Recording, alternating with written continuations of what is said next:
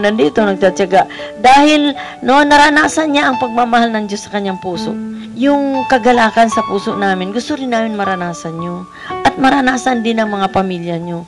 Kasi wala naman talagang ibang layunin ang Diyos, kundi mahalin tayo. Wala siyang ibang layon sa buhay natin. Maging kaisa niya tayo palagi. Ayaw niya tayo talaga mahihiwalay, kaya hindi niya pansin. Pinapayagan ng Diyos minsan ang karamdaman.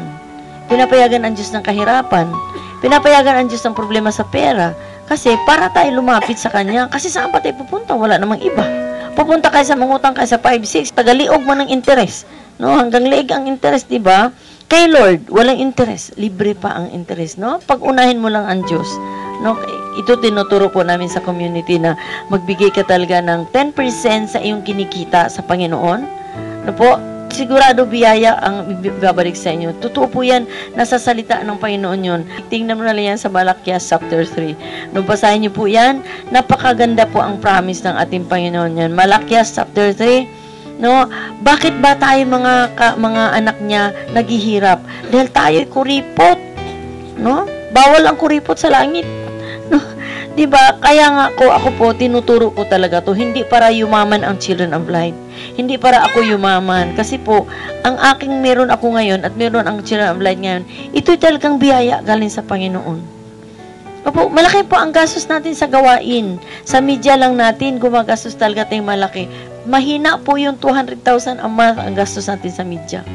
Opo, hindi po yan natin, wala tayong sponsor. Bakit tayo gumagastos ng ganyan? Kasi gusto natin maglingkod sa ating Panginoon, sa ating oras, sa mga talents at ating pera. Kasi kung wala din naman tayong bibigyan ng wala din papupuntahan yung ating mga ikapo, di ba? Kung itatago mo yan, lalong mabubuisit ang buhay mo, lalong magkaletse-letse ang buhay mo. Kasi po, nag-iika po talaga yung company na binigay sa atin ng Panginoon, yung Premier Insurance po. 10% talaga ng gross income ng Premier, binibigay po sa ating foundation para sumuporta sa ating gawain, no? Dahil itong Tries on the Block, siyempre gumagastos tayo. Kami nga po ngayon, mula doon sa Antipolo, pinakyaw namin yung jeep, 500. Kasi sabi namin, kailan makarating kami doon bago alas 5. Kaya kasi kung mag-tricycle pa kami, hindi po kami dala ng sasakyan kasi hindi namin alam paano pumunta rito. Maligaw kami kung galing kami ng Antipolo, simbahan, tapos punta rito, hindi namin alam saan ang daan. So, sabi namin, mag-commute na lang tayo. So, ibig sabihin, gumagastos ka rin talaga. Pero kung hindi ka naman talaga magbigay ng ikapo, anong gagastusin mo sa ubasan ng Diyos? Kagaya po kayo mga kapatid, kung ito yung first time ninyo narinig, ano po, isipin ninyo na biyaya ito para sa inyo. Kasi kung kayo magbigay, kayo unang mabibiyayaan. Sabi nga po sa Malakias chapter 3, verse 8, kung titingnan mo, ang tanong ko na may matubid bang pagnakawan ng tao ang Diyos? Hindi, ngunit pinagnakawan niyo ako sa paanong paraan, sa mga ikasampung bahagi at mga handog. Diba? Pinagnakawan daw natin ang Diyos. Sabi nga ni Father, pag hindi ka raw magbigay ng ikasampung bahagi sa iyong tinatanggap, tayo daw ay robbers, no? Sister, sabi niya, pinagnakawan natin ang Diyos. No? Ngayon, tatanungin niyo naman, saan naman namin ibigay? Alam niyo, ibigay ninyo sa Panginoon. Paano? Siyempre, magbigay din kayo sa simbahan natin. Pero hindi natin pwedeng ibigay lahat sa simbahan. Bakit? Minsan, ang simbahan natin, sige, nagtibag ng ating mga improvements sa simbahan, tapos gawa na naman. Maganda-ganda naman ng mga ano nila, sige, giba, tapos gawa na naman. Samantalang tayo dito, ang liliit ng ating mga bahay, di ba? Pero, magbigay din tayo, kasi doon tayo bautismuhan, doon tayo ikasal, doon tayo, saan pa ba? Binyag, di ba? Pero hindi po, pag namatay tayo, dito tabas-basan, di ba? Tapos, pero hindi natin pwedeng ibigay lahat. Pwede din po kayo magbigay sa community natin kung saan kayo lumago, no? Kung kayo yung taga-handmaid, o taga-Couples for Christ, o taga-Children of Light. Magbigay din po kayo sa Children of Light kasi sabi nga, kung saan ka nabusog, doon ka magbigay. Siyempre, kumakain tayo spiritually sa community, di siyempre magbigay din tayo para makabayad naman tayo ng mga ostiyas, mga kandila, at makabigay tayo sa pari, no? At kung sino pong mga pwede pa niyong bigyan yan, dahil alam niyo po sa community, sinusuportahan din ninyo ang media. Bakit nakatuon kami ngayon sa media? Kung titingnan natin ngayon sa mga media, anong mapapanood natin? Anong natutunan ng mga bata natin? Ano natutunan natin, di ba? Iba ang mga natutunan natin, mga kamunduhan. Di ba? Kaya nga po yung dyaryo natin, meron po tayong dyaryo na wala kaming dala ngayon kasi hindi natapos. Nagsuka tayo yung ating layout artist, no? Hopefully next week lalabas po ating dyaryo. Pero mabibili po niyo yan sa National Bookstore, no?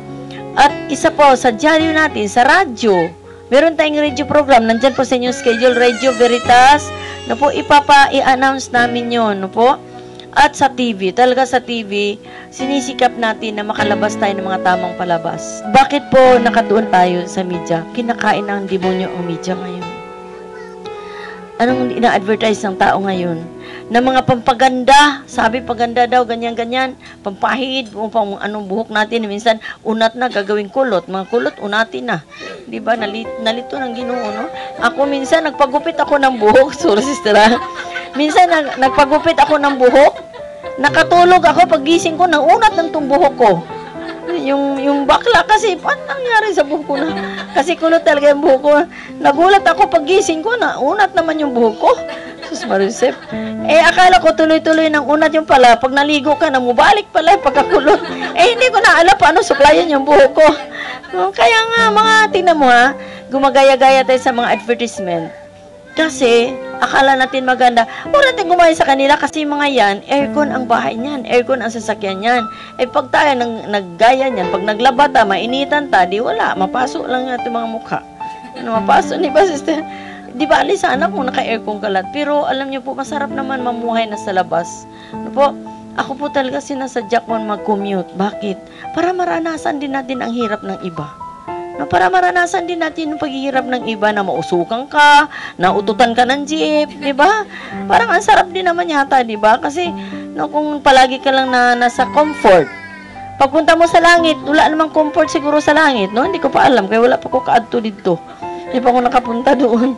Amen? So, mga kapatid, no, ito lang ang mensahe sa atin ng Panginoon. Tandaan natin, mahal na mahal tayo ng Panginoon. Sabi nga po niya sa John chapter 3 verse 10, ganun na lamang ang pag-ibig ng Diyos sa atin na binigay niya ang kanyang bugtong na anak upang ang mananampalataya sa kanya ay magkaroon ng isang buhay na walang hanggan. At kahit man lang yun, mamemorya natin. Sus, Ginoo. Tama yung sister, naghanap siya ng Bible pero nawalan pala kami ng stock. Kasi alam mo, ang Bible sa community, parang hot cake yan. No? At hindi lang po, no, kailangan meron tayong rosaryuan, meron tayong Bible, at araw-araw talaga natin basahin. Alam nyo, kahit man lang sa pamagitan ng Bible Guide, no, kailangan meron po kayong Bible Guide, hingi kay Sister Noli, kasi ito po, libre, ito binibigay sa ating simbahan. Kahit man lang dito, maka-start tayo magbasa ng Biblia, para dili na ta Katoliko, sarado, di kandado, di padlak. Alam mo, sabi ng may nagsabi sa akin sa TV daw, sabi, tayo daw mga Katoliko, hindi nagbabasa ng Biblia. Uy, naunsa sila? Sa atin nga nag-umpisa ang Bible. Ang problema lang, ang Katoliko ayaw magbasa. Di ba? Sa totoo lang, sa atin nag-umpisa ang Biblia. Ilahang nga gibawasan na nila yan eh. So, kaya lang tayo kasi, di ba? Aminin natin, amen ba? Di ba? Mas nakakabili tayo ng cellphone kaysa Biblia. Pag lumakad tayo, anong bitbit natin? Cellphone. Di ba? Subukan nyo, pag lumakad kayo, bitbit nyo rosaryuan at Biblia, di ba biyaya ibigay sa inyong Panginoon? Amen?